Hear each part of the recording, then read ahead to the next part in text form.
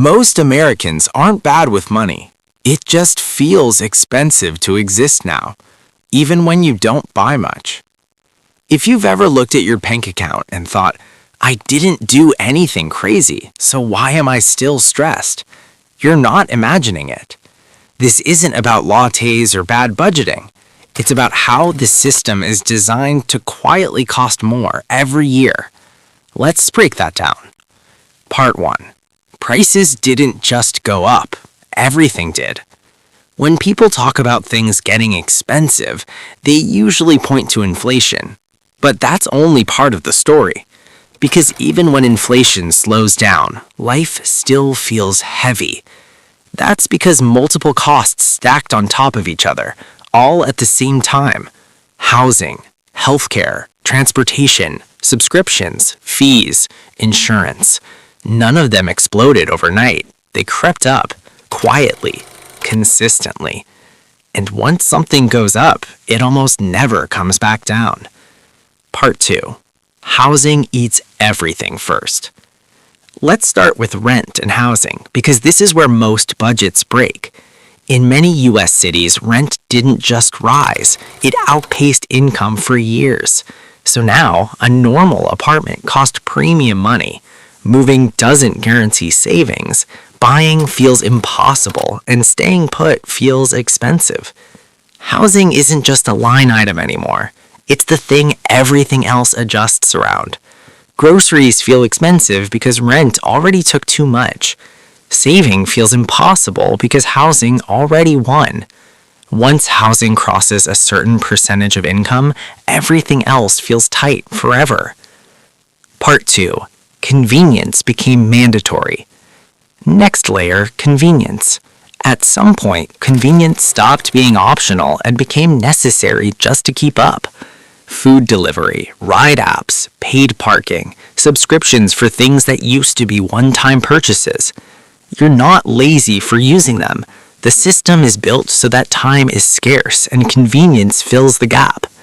When you're tired, overworked, and commuting long hours, you don't choose convenience, you default to it. And defaults are where money leaks quietly. Part 4. Healthcare is a background tax. Healthcare in America doesn't feel expensive daily. It feels expensive randomly. One visit, one prescription, one unexpected bill. Even with insurance, you're never fully sure what something will cost until after it happens. So people do what systems teach you to do.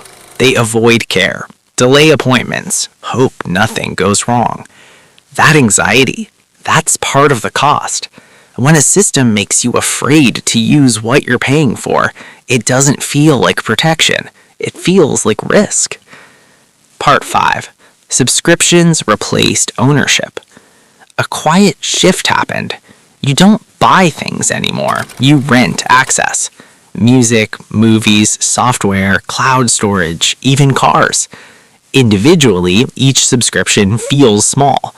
Together, they become a second rent. The problem isn't one subscription, it's the permanent monthly drain. Once monthly costs lock in, your flexibility disappears. You stop asking, can I afford this? And start asking, what can I cancel? That's a different mindset, and it's exhausting.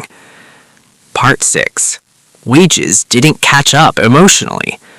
Here's the part people miss. Even when wages rise, they often rise after costs already did, so people technically earn more but feel poorer. Because raises don't feel like progress. They feel like damage control. Your income didn't increase your lifestyle, it just protected it from falling apart. That's why so many people feel stuck, even when they're doing better on paper. Part 7. The psychological cost. This isn't just financial, it's mental. When everything costs more, you hesitate before small purchases. You overthink normal spending. You feel guilty resting. You feel behind even when you're responsible. That constant calculation drains energy. Life starts to feel like a spreadsheet you're always losing. And when people say just budget better, it feels insulting. Because budgeting doesn't fix systems, it just helps you survive them. Part 8. The quiet truth. Here's the quiet part nobody says, clearly. America didn't suddenly become expensive. It became efficient at extracting money from normal life, not through one big bill, but through many small, unavoidable ones. Each cost makes sense alone. Together, they squeeze. That's why it feels personal, even though it's structural. Ending.